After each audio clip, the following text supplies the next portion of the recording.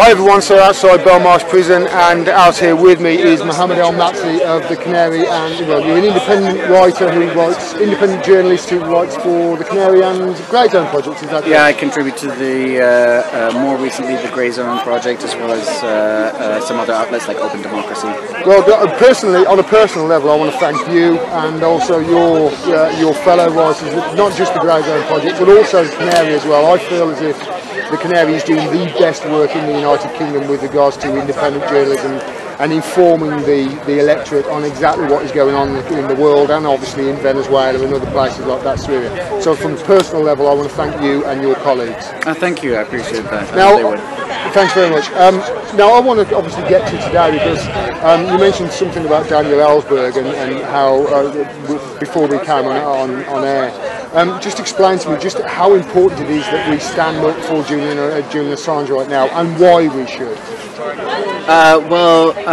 Daniel Ellsberg for many decades was the most famous whistleblower in American history, and until WikiLeaks came around and Chelsea Manning allegedly leaked documentation showing waste, fraud, corruption, criminality towards WikiLeaks, or to WikiLeaks, Daniel Ellsberg had released the largest ever set of classified material in US history.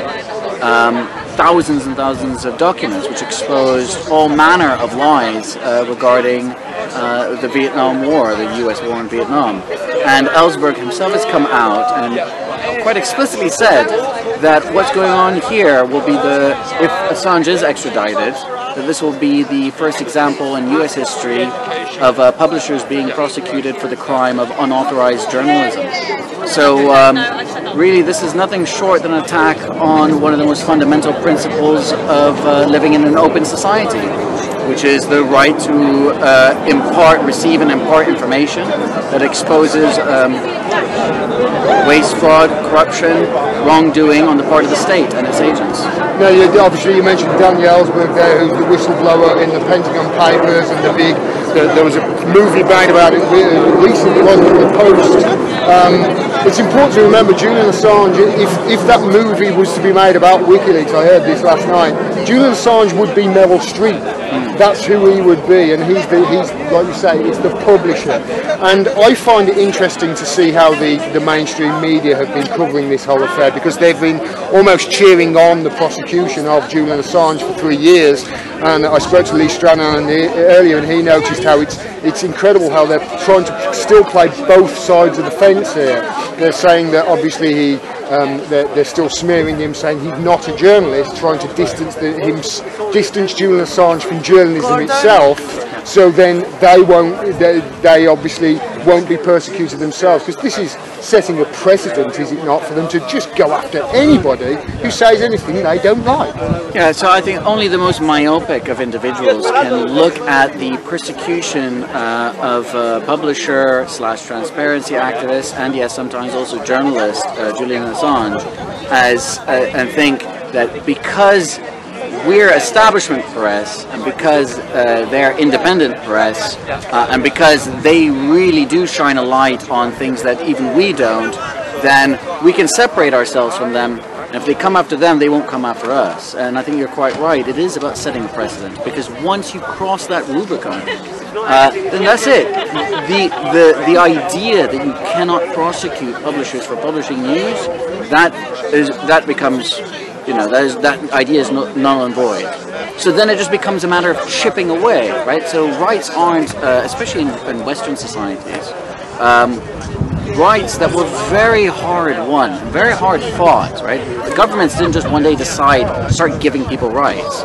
Rights were almost always, if not always, taken from the ruling class of the day. For decades, centuries even. And so these rights have been, over an extended period of time, after they've been won, slowly chipped away, slowly chipped away, slowly chipped away. I remember a famous American essayist who once said something to the effect of, the problem of defending human freedom is that you quite often have to defend the rights of scoundrels, because it is against scoundrels that oppressive laws are first targeted. And if we're to challenge oppressive laws, then we must challenge them at the beginning, if not at all.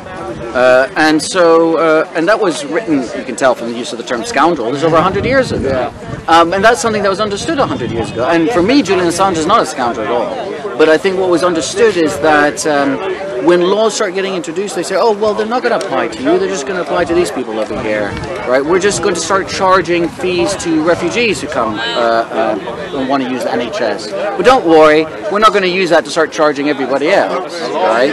It's like, no, now you've instilled in people and a public acceptance among the masses that, yes, we can have fee paying and charging at the NHS. The idea that we should have a universal healthcare free at the point of service is no more. And in fact, that has been eliminated. And it's the same thing with oppressive laws. You see it with the treatment of Muslims.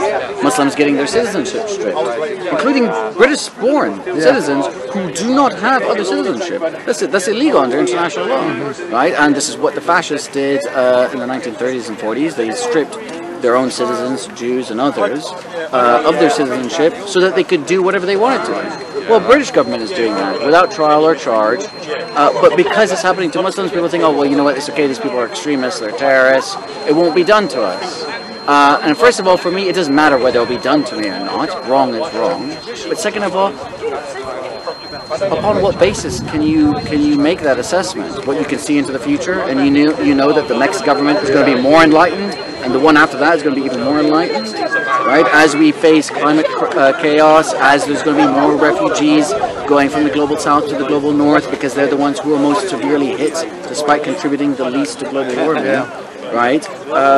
We're going to see what? More openness from our governments, or more authoritarianism? More crackdown on free speech, more militarization of our police forces, right? So as they cut bobbies, I don't know if people have noticed, they're increasing the armed police, right? So it's not just that they're cutting bobbies, they're increasing police who are the kind that let's just say, have nothing to do with keeping the peace, right? We have armed response units. They're very effective, and they arrive very quickly on the scene.